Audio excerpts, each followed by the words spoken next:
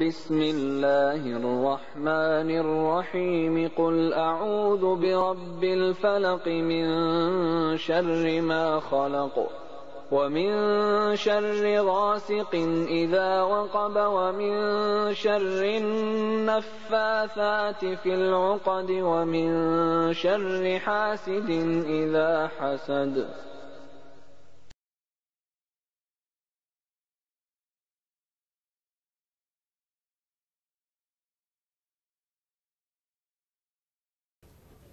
Then I went back to Chennai and I started earning money and saving, and more than 2.5 lakhs rupees I collected by way of my meetings and even there's a psychotherapy.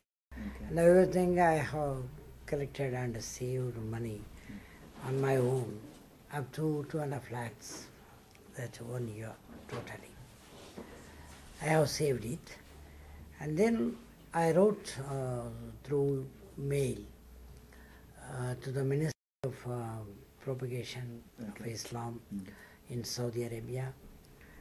In detail, I have been an atheist for so long years and I have been propagating. Now I have studied the Quran and turned towards Allah the Almighty. I want to be Muslim. Will you do the possible things to input me into Islam? Like that, I wrote a letter. They responded aptly from that ministry, and then Mr. Sikandar, my friend, he's an ordinary driver there. Okay. That friend from Salam, he is working in Saudi Arabia. Okay. He has helped me a lot to get in touch with them and got visa, and I have booked it in business class. And then I have booked a hotel, Hilton Hotel there. Rebo Center, I went there and converted myself, embraced Islam by saying Kalima. There some great people of Islam, those people were there, Mustafas. Two of them were giving me a bayan, and then they said Kalima, and I took. They were asking me something, answering. At that time, that man, that big man, was looking into my eyes, and I was told by the translator that he said in Arabic that he finds some nur some light in my eyes, and he said that I'll be very much useful to Islam. God has chosen you. Like that, he has said. That was translated by Rusmi, one man from Sri Lanka. He was the head in charge of conversion there, and he has told me the translation. He has said, and then they said Kalima, and I did it, and then I went to all of. I rushed towards Mecca. With some Madani, Ibrahim Madani, another alim from, he is in charge of Tamil programs, in Dawah programs in Jeddah. And one Sadiq, and Sahul Hamid. All those friends have helped me a lot. As I have told you previously, after I have embraced Islam, I was abandoned by my relations and friends of Hindu fold and decay. Everywhere I am very much wounded, but here on the other side of the coin is very, very happy mood. It puts me in happy mood. Wherever I go, I was received well. And something I tell you, on the day of my Umrah, all of a sudden I was doing Umrah without knowing anything, but somebody has photographed me and it was even video tape. It was sent to YouTube, and everywhere it is passed on. Indeed, yeah, And the whole world has known. There is one thing, before 500 years, a staunch atheist, a familiar atheist, Firdausi from Egypt, he has embraced Islam before 500 years. On 13th March, I think, it is notified, before 500 years. After that, on the same day, it happened. So the coincidence on the same day. Same day, same time, at the time of Isha, I was in Mecca.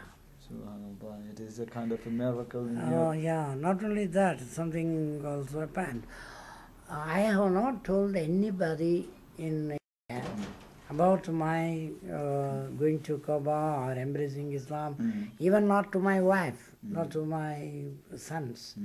Why, even I have met some great political leaders regarding this Tamil conference. I was there. But I never told them before going. Why, they would have given me free advices not to embrace Islam soon. You can postpone it, you do that, like that, they would have postponed. But what I thought, I just express, don't make me, the listeners, I express what I felt. Feelings are different. I felt that if I delay, if I postpone it, before that, if I reach mouth, what will happen? I'll be in hell rather than heaven. So I was very much really afraid of it, and so I rushed. That's the problem. I don't tell anybody. But all of a sudden in the morning, in all newspapers, Arab news, that and this, everywhere, even Hindu Express in our India, it was published in Makkal TV, whatever is there, it was propagated. I don't know anything. I was in Iran dress at that time, and I was in a mood as if I was born, newborn. I was thinking I have got this Umrah, the feeling of Umrah. Everything I enjoyed a lot, but here something is going on, burning. Some posters were pasted in front of my house. மக்காவில் மதமா சென்னை விமான நிலையத்தில் இத்தனை மணிக்கு மரணம் வரப்போ வரும்போது we are going to kill, like that, something, and all the people are furious. Everything was happening, even my wife and children were very ferocious. Why you did it without telling us? What you did may be right or wrong. Why you did it without telling us? The secret lies in my mind. If I die before embracing Islam, what will happen? So I don't want to postpone even a minute. That was the reason. And then I went there and embraced Islam, all the other things, Okay, great. Good answer. Thanks so much. Jazakallah, Doctor. As you said that you have studied Al-Quran for 3.5 years, it was a research, not only studying. So then you were having a kind of time to revert back to atheism. Then you did Sahih Bukhari. So you didn't delay that, but the delay was almost 9 years already. So it was a good research anyway. May Allah accept all of our intentions. Alhamdulillah. Let me move on to the next question. It is somewhat relating to the same question previously, but it is saying, why did it take such a long time? But you have already explained that 2000 to 2009, but prior to that time, your propagation on the atheist side, it is like nearly 40 years, did you say that? Yes. So why did it stop until 35 to 40 years on the atheist side? But there should be an answer like that time span is 35 years. How long it takes for you to reach up to the 2000 mark? Why did it taken such a long time?